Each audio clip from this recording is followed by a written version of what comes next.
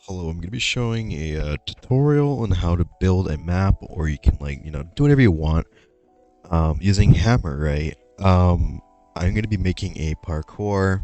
It's going to be specifically for Tf2, but some of this knowledge can be used for L4d2, right? Most of this stuff. I'll explain what will work between the two games and what wouldn't. So I don't think that this entity would really work because it has like its own thing in Left 2, right? So it's a team spawn. So what this will let you do is this will let you have a player spawn point, right? So if you die, you're gonna teleport here. Now if we go to the wiki, because it doesn't really show here, which is stupid, right? So we have our spawn flags 511. So what is 511? Let's figure it out, right? So right here, go to the spawn flags, right? There is no 511, right? And that's because 1 plus 2 plus 4 plus 8, all this. Everything together is 511. And so, let's say you want only a scout and a sniper to spawn, right? But there's no both of them. You just add these two together, so 1 plus 2 is 3. So that's scout and sniper. You could do the same thing. Like I want demo man and medic, so 8 plus 16. That will get you demo man and medic, right? So that's how spawn flags work. I don't know if I explained that in the other tutorials, but that's what that is. So what I'm going to do is I'm going to try to make this for scout only, because what I want to do is I want to make it so that way each section has its own classes to deal with, right? So this one, scout, is the fastest, he could double jump, so we're going to mess with him first. If you're in Left 4 Dead 2, you don't really have to do all this, right?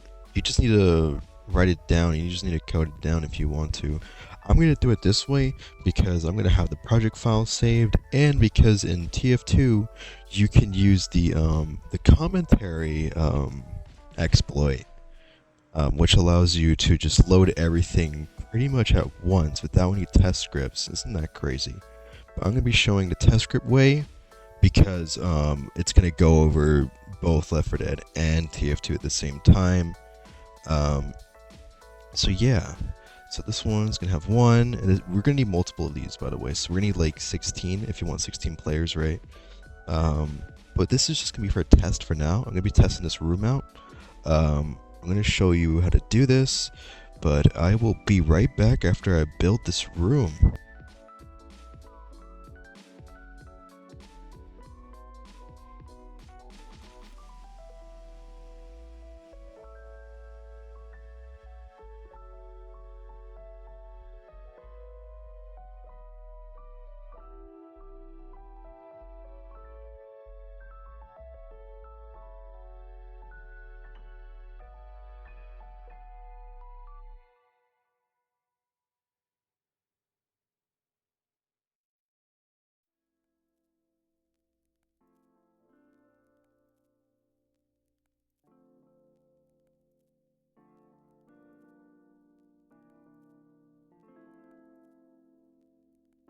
Okay, so see in the bottom right it says width, length, height.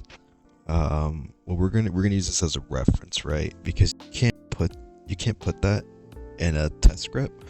You have to max and mins, right? So what we can try to do is we're gonna divide those numbers by half, right? So like the height would be 15 because it's 30, right? Wait a minute. Okay, so 144 divided by 2. I am stupid. I think it's 72, but I could be wrong. So we're going to divide this by 2, right? And right now I am going to, if I'm going to hide this real quick, I'm going to grab all of these positions, right? These positions matter, right? Also this right here, you can see that this actually has angles in it. So if we're going to double click it, we're going to see negative 90, 90, right? We need to remember that because that's how they're positioned, right? So negative 9270. So you're going to write all these down in a test script, right? So you're going to write all of these prompts in there. I'm going to include this. So yeah.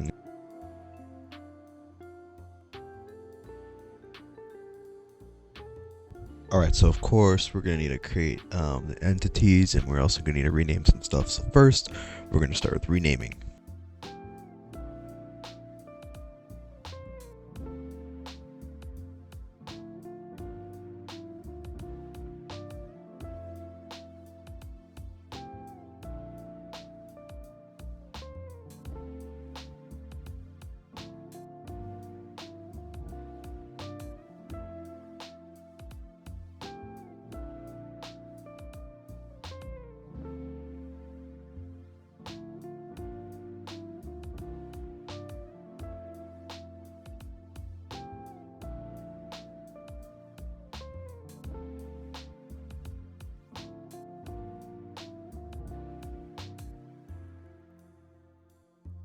Remember, the max and mins is half of what I was saying earlier, right?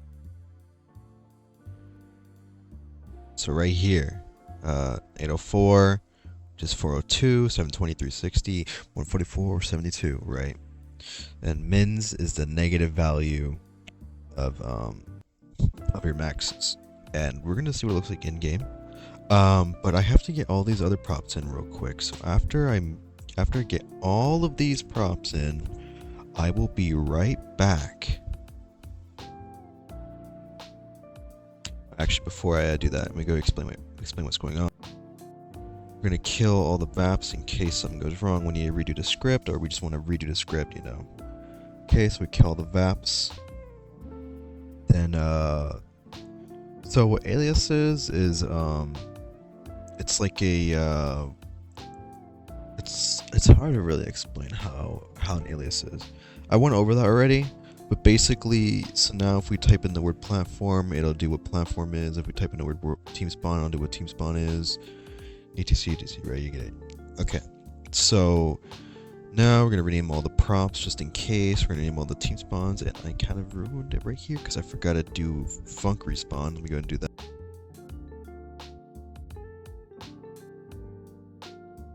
Okay, then we're gonna delay, and then we're gonna spawn in all the entities. You can spawn all the entities at the same time because they're all different. Then we're gonna go ahead and give them all different hammer IDs. I like to do each different class name its own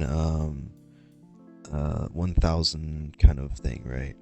So it's more organized. So all the props will be like 1000 to 1999. You get it, right? Okay. Now this is the origin and stuff like that. You know, this is stuff we went over before. Max and mins, like I went over that too. So now I am going to go ahead and do the rest of them. I will be right back.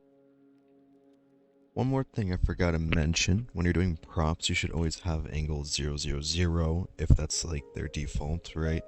I forgot about this. So I added angles on every prop.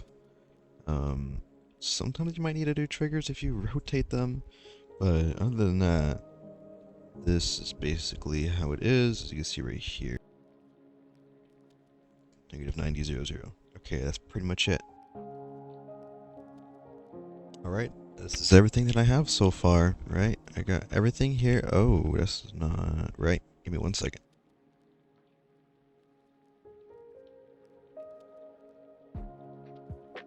Alright, now I'm going to be testing this on Tf2. Tf2 beta. Alright, I will see you there.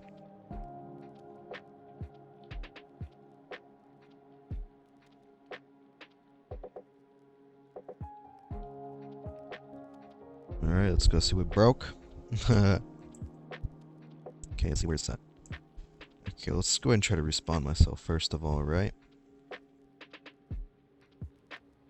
Oh, as you can see, everything here is fine. Let's go ahead and show the bounding boxes and everything. Hopefully the visual respawn is correct.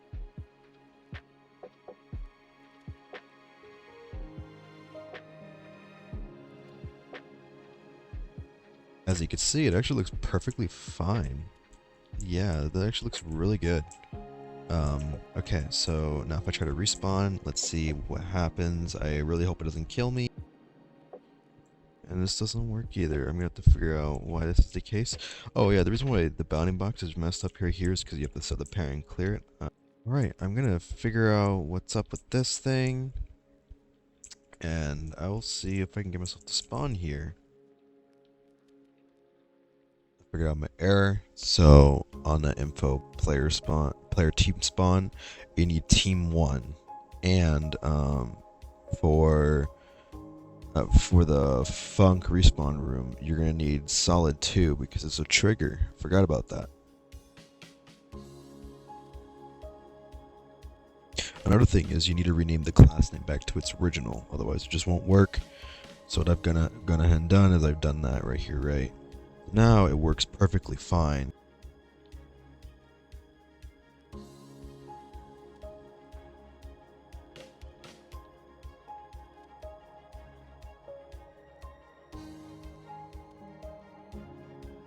As why it spawns me here even as spy is probably because that's the only player info spawn. You probably need one for each class.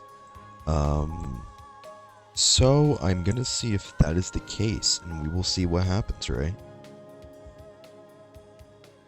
Okay, I kind of rewrote this because I just realized that you can't use the spawn flags for the respawn, which means you can't detect who's like a scout or whatever.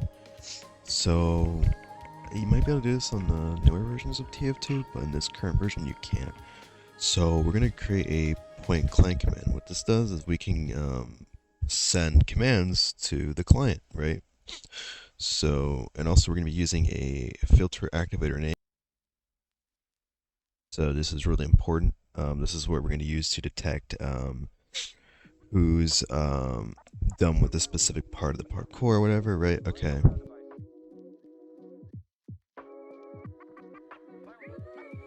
Another thing I did was I gave this team number 1 and spawn flags 1. You need to do team number 1. That means any team, right? I'm not sure why it needs to be 1, but it needs to be 1, right? Because 0 does not mean any for some reason, but it's whatever. Spawn flags 1. I forgot what the spawn flag does. What is this one? Oh, that's right. This is useless because there's no detection.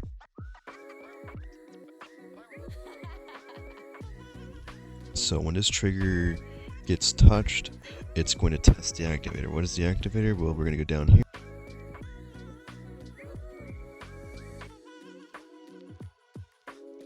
So it's this right here. This is the filter activator name, right?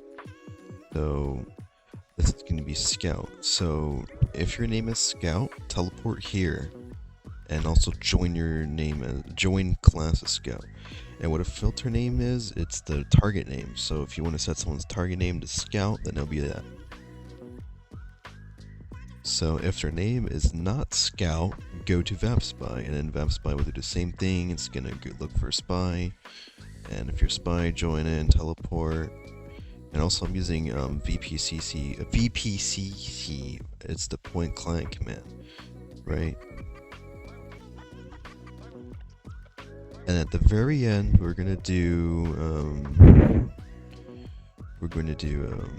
so if it's passed, then join a medic. And if there's no target name, right? Because at this point, if it doesn't match anything, just automatically make them a scout. And then after they're a scout, go ahead and set their position. Alright, let's go ahead and see what it looks like in game. Oh, actually one more thing. Right here, set parent is kind of important because what this does is it fixes like stickies and stuff. So like those projectiles won't go through it.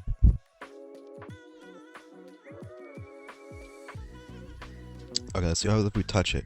See what happens. We get changed to a scout because we didn't match any target name, right? So now we have no target name, and every time we go over here as scout, it's gonna teleport us. So this is gonna be our main area. So every time we spawn in, we're gonna spawn right here no matter what, and then it's gonna check to see where we need to teleport to the next section, right? Okay, so we got that done. So let's go ahead and check the other ones now, the other filters that I've done.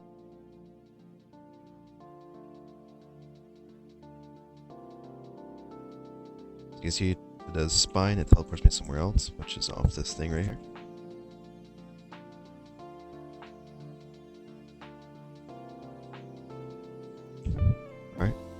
And this is a medic, right? Okay. Now this is really nice. So now I'm gonna build the rest of this stuff right here, and we'll see what I do.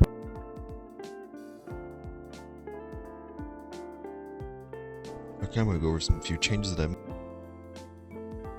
So I went ahead and I spawned all of these sinks in, and I have a big trigger right here which will change your class. And since it changes your class, it's just gonna spawn you right here. So that's that. I'm gonna show the code for this soon. And don't worry, this is gonna be in the description. I'm gonna post this entire test script. The reason why I have red, green is because I'm gonna do some with the logic timer. I'm gonna do it for the next tutorial, right? It's for basically when you touch the red, it should cause you to fall down, and if you stand on the green, you should be fine, right? So I'm gonna have a logic timer that's gonna switch between red and green over and over again. So red will become green and green will become red, just to make it harder, right? So far these don't involve double jumps yet, but as we go further, I'm gonna make it harder, so you're gonna have to be able to double jump, and let me show you the test scripts for this.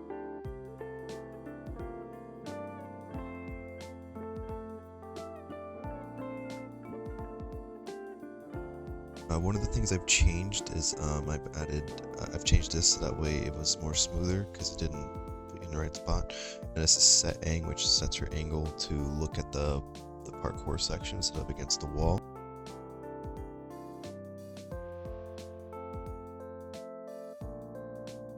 This map kept having a random logic timer or something with the zap, so I killed it. This is the sink right here. This is the sink.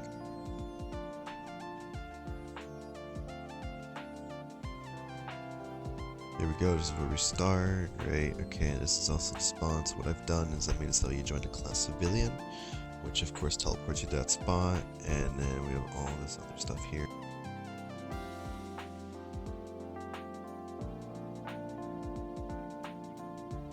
Of course, this is going to be a description, like I said, for you to go ahead and test out. In case you're wondering what this map is called, it's D3_Citadel 5. At the end of here, I made it respawn you so that way you don't have to go all the way down there all the time. It just puts you there because the spawn point's there. And let me show you what it looks like in game.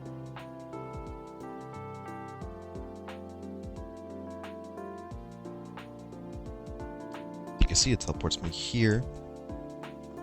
And so if I were to fall down, there you go. So now you can see it's easy parkour. You can make it pretty easily. I've been trying. I'm actually trying to fail right now, and I'm not even failing. There you go. So that's that. And tomorrow I'm going to be going over some logic timer stuff. Well, that's really nice, isn't it? What the fuck? Yeah, well, tomorrow I'm going to be going over some logic timer with this stuff, and hopefully we can get a lot more done. I know this is like really long, but I'm going to try to get a little bit more fast paced next time, okay? So, yeah, I really hope that you guys can learn from this. This is really important stuff, right? Yeah, I'll be seeing you guys.